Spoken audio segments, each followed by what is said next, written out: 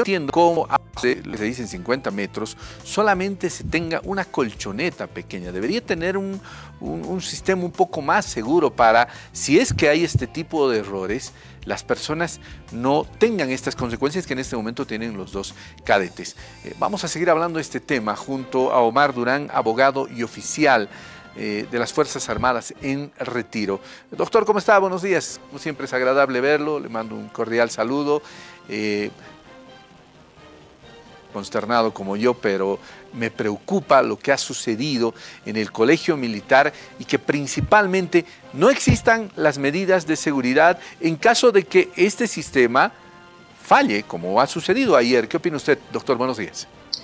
¿Cómo está, Irving? Buenos días, un saludo a LTP. Mire, preocupado, y ayer en algún medio de comunicación ya había presumido que ha pasado esto. Hoy en día nos está confirmando uno de los familiares, y habíamos presumido que algo ha fallado, cuerdas, eslabones, no han practicado, y habíamos dicho eso porque se notaba en el accionar, y lo lamentable de esto es, Irving, que ni siquiera se han medido, se han puesto las medidas de seguridad respectivas. Estos saltos se hacen acá, en la China, en todos los países del mundo, y cuando hay las medidas de seguridad adecuadas, pues lógicamente no pasa nada. Y además de las medidas de seguridad, lo importante es practicar.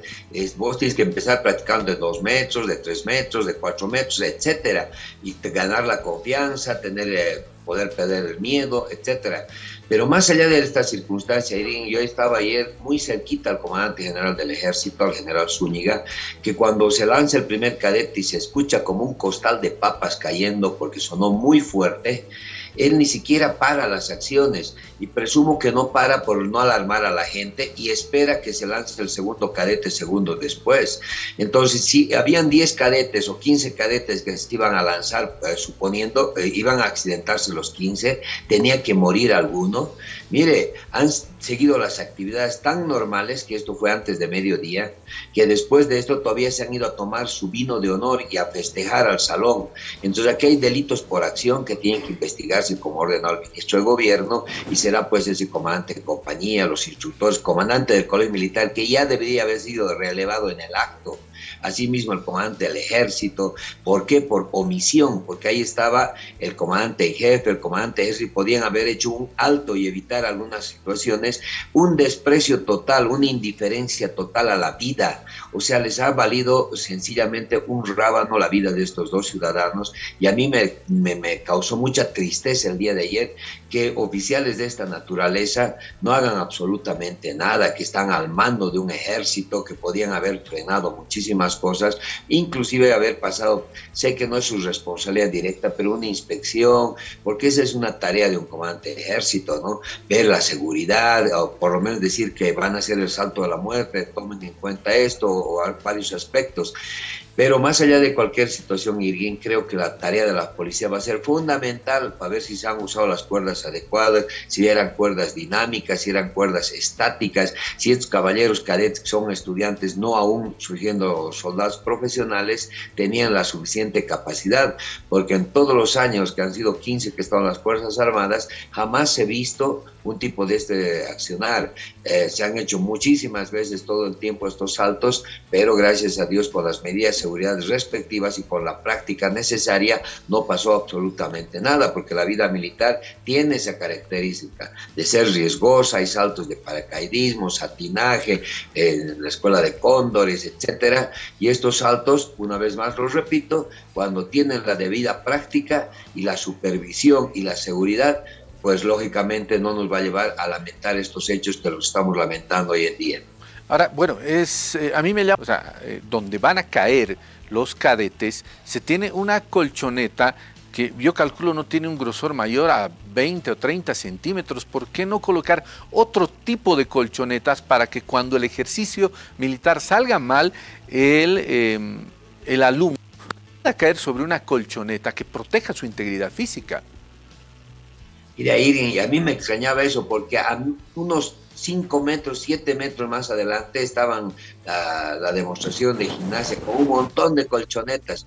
Podían haber puesto las colchonetas alrededor, y aparte que de lo que usted decía, que no tiene más de 20, 30 centímetros colchonetas, eran colchonetas que eran de 2 plazas y media como un colchón. de la casa. Y estas colchonetas, si usted ha visto, están fuera del área de accidente, estaban descentradas, ni siquiera estaban donde ellos deben caer, estaban mucho más atrás. Siempre he visto el cálculo ese que generalmente se hace con muñecos, para si es que fallaría por alguna acción meteorológica, un rayo, vientos fuertes, lluvia, etcétera. No, ni siquiera han medido. Aquí hay actos de irresponsabilidad marcadas. Es por eso que el día de ayer también había un hermetismo total, que no podía entrar ni siquiera la prensa a la Clínica del Sur a ver cómo estaban los cadetes, porque presumo que estaban negociando pues con los familiares, o querían negociar de alguna manera, donde hoy en día los familiares son víctimas, porque no sabemos con qué secuelas van a quedar sus cadetes, columnas vertebrales quebradas. ¿Será que van a caminar? ¿Será que van a estar muy bien? ¿Van a quedar bien de la cabeza? Porque han caído de cara, han caído de cuerpo. Entonces son situaciones muy penosas que ya no tienen que pasar más en el país. Y esto, Irgen, pasa porque cuando nuestros mandos no son los adecuados, hoy en día tenemos un mando, especialmente en el ejército, donde los últimos de curso han tomado el mando por aspectos políticos, y los primeros de curso que se merecían esos puestos, primero, segundo, tercero, hasta el número 10, ni siquiera están. Tenemos un comandante de ejército que está en la cola de su curso, tenemos un jefe de Estado Mayor que está en la cola de su curso. Entonces, y a los primeros de curso, a los que tienen mayor preparación o tienen esa convicción para controlar una institución tan importante, los han relegado por factores políticos. Ojalá que el capitán general de las Fuerzas Armadas, el presidente Luis Arce Catacora, se sensibilice un poco y lógicamente ponga al mando a los mejores hombres y a las mejores mujeres. No puedes tener en el colegio militar un oficial que no está ni siquiera entre los primeros de su curso. Para eso uno estudia, para eso uno se prepara, para eso uno es primero. El ser primero no solamente es un acto de meritocracia para ponerte las estrellas doradas, sino sencillamente porque se supone que eres uno de los mejores hombres o de las mejores mujeres que puedes llevar adelante a tu ejército. Ahora, doctor, ya para ir terminando, yo sé que usted va a discrepar con esto que yo le voy a decir. ¿Cuán necesario es el seguir generando oficiales en el ejército?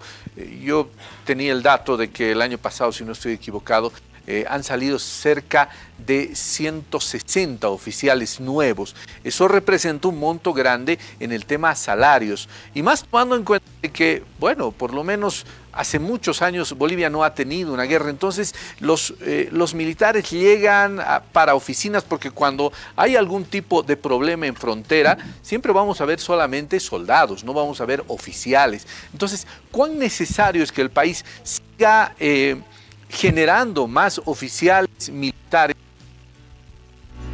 Yo que no se necesita, y más haciendo eco de la observación que el expresidente Evo Morales hacía.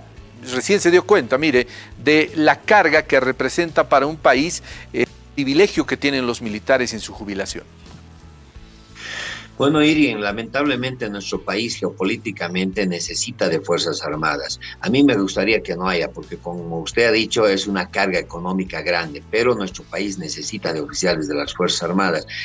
Y eso es una verdad lo que lo voy a decir. Acá en las ciudades usted va a ver algunos oficiales, pero la gran mayoría están en fronteras. Solamente se presume que está un 30% en ciudades. Lo que pasa es que nosotros vivimos en las ciudades y vemos oficiales en las ciudades, pero cuando uno va a fronteras hay muchísimos oficiales. Lógicamente usted no va a encontrar ahí generales, coroneles, va a encontrar de tenientes coroneles para abajo, es decir, mayores, capitanes, tenientes, subtenientes, sargentos y suboficiales, y ellos sí cumplen tareas. Hoy en día las Fuerzas Armadas ayudan muchísimo en el desarrollo directo del país, y más allá de cualquier circunstancia, tal vez te necesitaría una reestructuración de efectivos, porque tenemos unidades militares innecesarias. En eso sí yo le apoyo, porque hay unidades que no deben tener la razón de existencia, las que están en ciudades, y debería hacerse una reingeniería y una reestructuración para trabajar más en fronteras.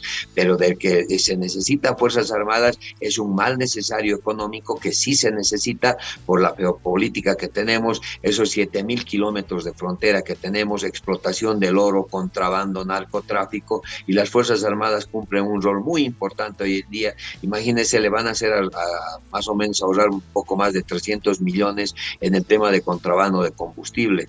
Y sería un tema muy interesante que algún día lo toquemos, pero las Fuerzas Armadas sí cumplen un rol. De que necesitan una ingeniería, sí. De que deben estar más en fronteras, sí. De que algunas unidades, pequeñas unidades, deben desaparecer, sí, y fundarse otras en fronteras, seguramente que sí. Pero las Fuerzas Armadas creo que su forma y su existencia son necesarias. Bueno, gracias, doctor, por haber conversado con LTP. Un abrazo grande a toda la gente de LTP. Bueno, ahí estaba Omar Durán, abogado y ex miembro de las Fuerzas Armadas, que ha conversado con nosotros en esta mañana. Seguimos con más información.